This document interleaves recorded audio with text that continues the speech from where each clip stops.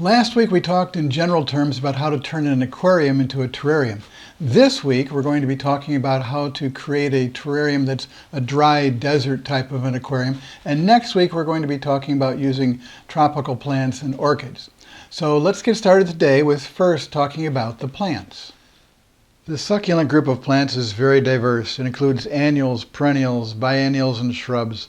There are hundreds of species and many hybrids. A lot of them are sold in stores in small pots. They may grow much larger or they may stay small.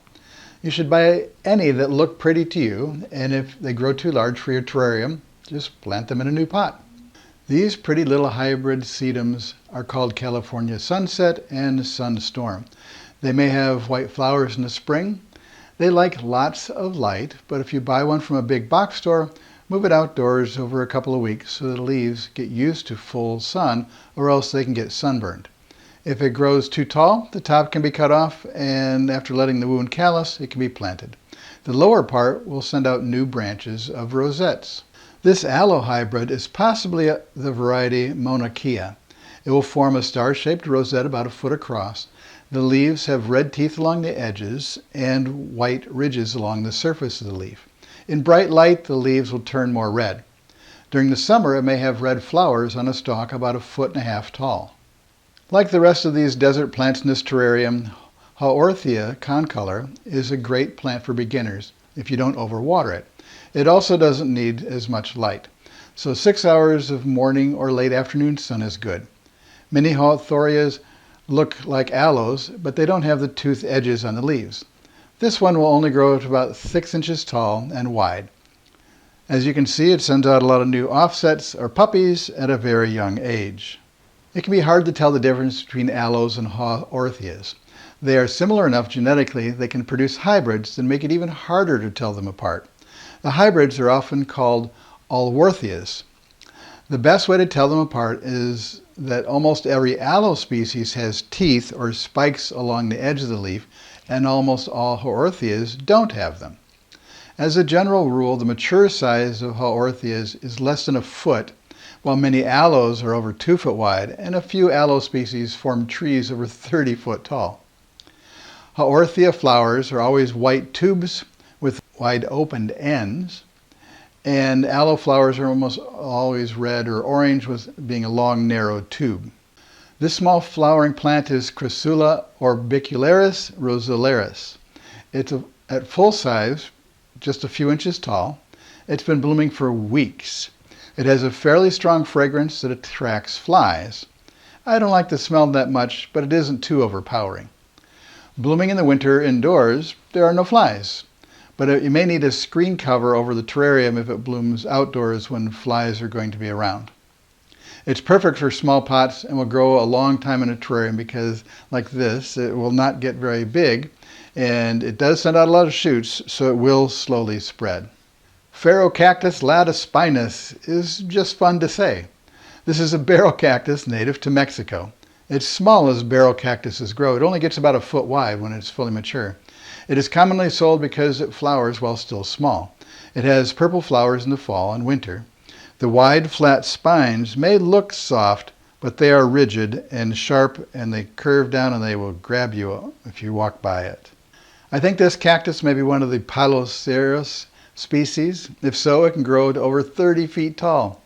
They're South American in origin, and if it starts to grow too tall, I'll swap it out for a gold lace or ladyfinger cactus that only grows about 8 inches tall and are covered with bright yellow spines. I used to have one when I was a kid, but I didn't find one when I was setting up plants for this terrarium. This one was a pretty substitute. The Panda kalanchoe is not native to China like you might think. It comes from Madagascar. The fuzzy brown-tipped leaves are soft. It can grow a foot or two tall in a terrarium, and it grows into a miniature tree shape. There's a wide variety of leaf and flower colors in the kalanchoe genus. The pancake or flapjack kalanchoe has large paddle-shaped leaves, so it's sometimes called the paddle plant or the paddle kalanchoe. It also is from Madagascar. Leaves are often edged in red, and in cool temperatures or bright light may help the leaves turn redder. This plant is monocarpic, which means it dies after it flowers. but it'll usually produce many offsets as it fades away, so you end up with a whole clump of new plants. It can grow a couple feet wide and tall, so eventually it'll be too big for this terrarium. Portulacaria afra is often called elephant bush, as it grows into a shrub or tree size over 10 feet tall, and is eaten by elephants and rhinoceroses. It's pretty cool. It is native to South Africa, but it's used as a landscape plant in the American Southwest. This is a variegated cultivar called kaleidoscope. These little pieces are branches that have fallen off a Gollum jade plant.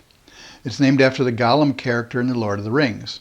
This type of jade plant has leaves that are long, narrow tube shapes instead of the normal flat shapes of a jade plant. Another jade plant cultivar called the Hobbit jade has spoon-shaped leaves that are kind of halfway between the two. They can grow a few feet tall and have a classic tree shape. Occasionally these plants drop short stems off, or they can be knocked off, and they can be rooted easily by planting the stem in soil, especially in a small pot and giving a little bit of water and a little bit of humidity, just enough to get it to grow. You can actually plant and grow individual leaves. This little cutie is a Lithops, which is the genus name, the common name, and the name of just one when you're talking about it. They may be called living stones or pebble plants. They're from South Africa and have a camouflage coloration that makes them hard to see on the ground. There is stem tissue at the base, and it sends out two leaves that we see here, one on each side. Each leaf has a translucent window at the top that allows sunlight to pass through the gel that's on the inside that stores water, and then the sunlight hits the inside of the leaf where photosynthesis takes place. Most of each leaf is actually buried underground to protect it from heat and animals. The stem tissue at the base down in the center can send up a flower through the slit between the leaves. When two new leaves start to grow up between these two leaves will die off and the other leaves will continue to grow and replace these. There are a few other types of plants that are similar to Lithops that will have 4 to 6 leaves at a time. Lithops only always has 2. This little succulent is an aloe vera. It's got beautiful heart-shaped leaves that are shiny and glossy, and it's going to flower at a young age. These can grow to much larger, as you see here. So depending on the size of your terrarium, you may need to take it out and put the bigger plant into a separate flower pot later. One of the ways you can lay out your plants without having to go in and out of the aquarium a whole bunch of times is to use a piece of paper marked out the same size as the aquarium and then place the plants on there, and you can rearrange and rearrange without having to go in and out of the aquarium. I have a cardboard box that I found that was the same width as the aquarium and just a little bit shorter, so it's easy to move plants in and out knowing that I'm going to be putting them in the same size as the aquarium. I also want to use and incorporate this really amazing fossil that I have and a few seashells. The problem is that the fossil won't stand up, and so I can't put it into place to where I want it to put it. So for the time being, I'm going to leave it out while I work on my plant arrangement. I know that I want the sand to be lower in the center and a little bit higher on the sides and then higher in the back corners. So I know how that's going to shape out. So how do I arrange the plants? I think this Lithops is going to have to be in the front because it's going to be so small it's going to be hidden if I don't put it right up next to the front. And then I was thinking that maybe the tall cactus in the back, and maybe arranging both cactuses near each other there, and the kalanchoes on the back. This one's big, and then the little panda one near it. So I have cactuses and kalanchoes, and then I could do sedums and aloes together. So how about the aloe and the haorthia together? Maybe how about opposite corners for those? And then this little group of sedums, color across the sides here. Move this guy a little farther back. Put this one with the flowers up here for now. And then my little jade plant here. This flowering thing in the back. And now I have no room left over for my elephant plant. How about if it goes on the outside over there? And so this actually is going to be moving over here, which gets me a little more room in these places. And this is going to grow taller, so I'll let that sit there. That's not a bad arrangement. But how about if I take Kalanchoe out, move the cactus, put the Kalanchoe in the big back corner, and then arrange these guys more like this. These flowers are going to dry back down, and then maybe put this guy over here. So we have height over there, and then when these die back, I have height over here. And I don't know that I like this guy in the corner with the aloe. It's going to be hard to get him in the corner. So maybe he can go over here more, and then this in the corner, and then these guys, the golems, they can go over here. Now this all is not taking into account the fossils, so maybe I have to move these guys around like this. If I were to put the fossil, I was thinking diagonal across there, so how about if I move this? I'll need the tall plants. Will it stand up if I lean it against the pots? Maybe. Tall plants back there. Tall plant on this corner. These guys all across the front. That's not bad either. That keeps them over there. This one's taller, it goes in the corner. So there are two tall things in that corner, two tall things in this corner, all these low guys across the front, fossil there, and then these shells can be dropped into little corner places. So this is actually not bad. I think I can try this in the aquarium. The next step is adding a potting medium. In this case, it's almost pure sand because these plants all were selected because they can grow in pretty much straight sand. Now, there is going to be some potting medium in each of the pots because when you're selling these plants, you can't keep them watered very well if they're in pure sand. So there will be some perlite and some peat moss and who knows what in the pots, and that's okay. Some of that can stay around the roots. I'm not going to try to wash them off or take that out and place them in pure sand, but I will use mostly pure sand here. I might add some peat moss or something, a little bit of moisture holding capacity later on some plants if I decide that that's necessary. But for right now, pure sand. And then it's a little bit of sculpting needs to take place. These desert plants have widespread shallow root systems, so it doesn't take a lot of sand to be. All right, I like that for the time being. Now I'm going to add my large decorative shell element, my focal point plant. My focal point can stand up in the sand just fine. To make it look like it's been here a while. Now it's kind of funny adding a sandy beach kind of material as my decorative element with shells and fossils, but to a desert scene. But I kind of like the idea of both of them relating to sand. That's not bad. I could turn it the other way, but I think I'll try this direction first. Okay, my little Lithops, take off some of this. So here's the peat moss and perlite mix to begin with. So you know what, this guy is not going to take over any space here. If I put him here in the front corner between my fossil and the glass. Not bad. All right. There. The California Sunset Sedum has just straight peat moss. I did separate it out into 3 separate plants because I think the way I would like to do this is stretching across the front. The Sunstorm sedum was also in a straight peat moss mix, and I separated it also into 3 so that I can continue kind of an arch around the side here.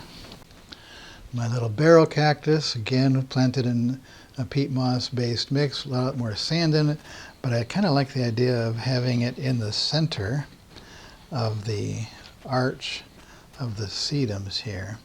Problem is being careful to install it without getting stabbed. The flowering escavera, also in a peat moss mix. Put it down here. The aloe has a great root system. Again, it was in a peat moss based mix, but plenty of room for the roots in here.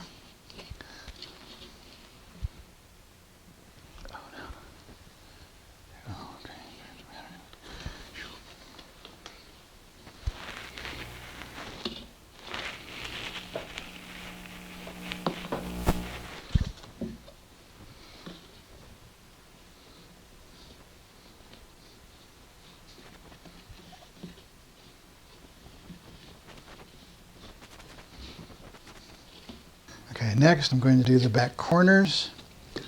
So I've got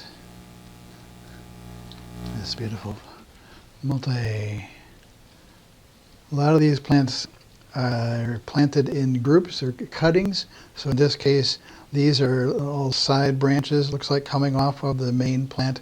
You can see their side roots growing.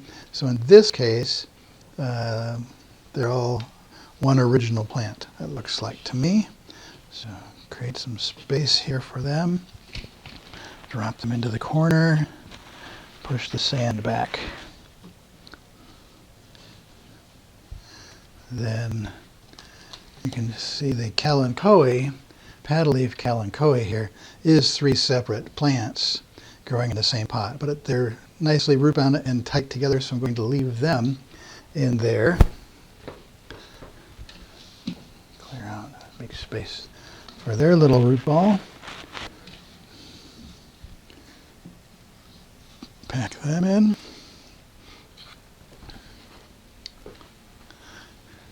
Now the little panda kalanchoe is 3 separate plants, and so I think I can spread them into this spot here. I create a little trench across here. Plant one there, and one there.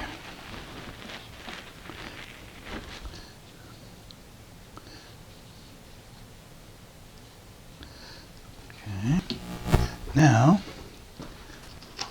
my Haworthia has a good strong root system, easy to get the peat moss off. It's going to go here in this front corner. Now the elephant food is divided up into a whole bunch of separate cuttings all jammed into one pot. So we don't have to use these all. We can plant them into other pots. I can also stick them in one at a time, spread them out across the back of this beautiful nautilus looking fossil. I don't know what kind of fossil I have here. My blue tower cactus, the only thing left here. And I think I can get it in with these kalanchoes here, the corner of the fossil. The problem is the spines can be a real problem. And so I'm using a flower pot as my holder here. Placing it in there. More sand around it there. And on the back.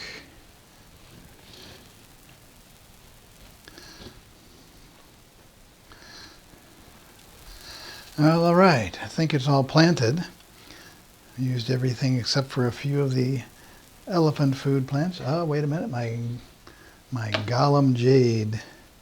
Let's stick that one right in this corner here. Empty space. Okay, now I've used them all. The next step is to brush the sand off of the plants. Okay. As you can see, sometimes it's hard to keep the sand off of the plants as you're planting. And so a brush can help. A drinking straw that you can blow on will help. If you have access to an airbrush or an air compressor, they can help. You just need to puff some of these sand grains off the plants. The drier the sand is, the better. So right now, some of the sand is kind of damp, and it doesn't want to come off as easily as it will maybe tomorrow when it's drier. It'll be easier to get some of this off. And I think on the blue tower cactus here, it's going to be much easier if I wait until it's dry and then use an air compressor. Well, I have an air compressor, so let's gently clean these up.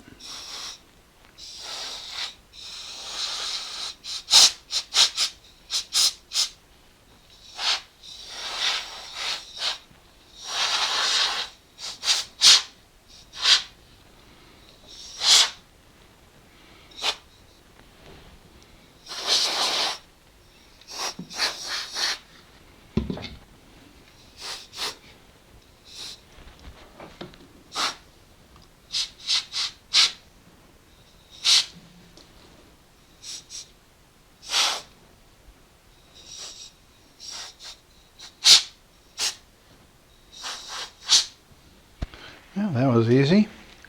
Now it's time to water, and you have to be gentle with watering and not wash the sand away. So I think sometimes the best way to do this is with a mister that's set to a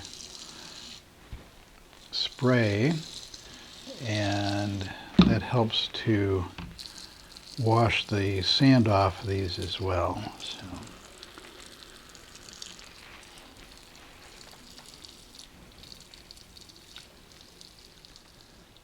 Now we can add a few of the seashells.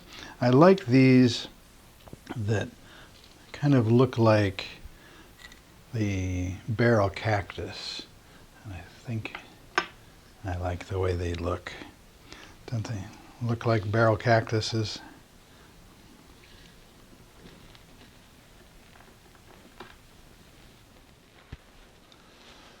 Well, what do you think? This is the end view, and this is the front view.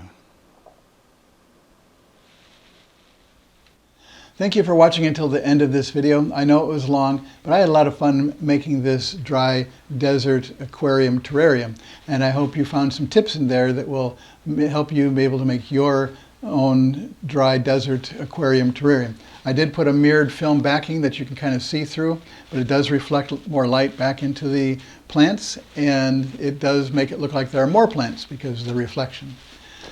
If you liked this version of an aquarium terrarium, next week we're going to be making a wet version that has tropical plants and orchids. And the week after we're using epiphytes and waterfalls and fog. So I think you'll really like these next couple of weeks of aquarium terrarium builds. And if you do like those kinds of things, then hit the notification bell and the subscribe button, because you won't want to miss out. So until next week, this is Jeff with a Greener View. Thanks for watching.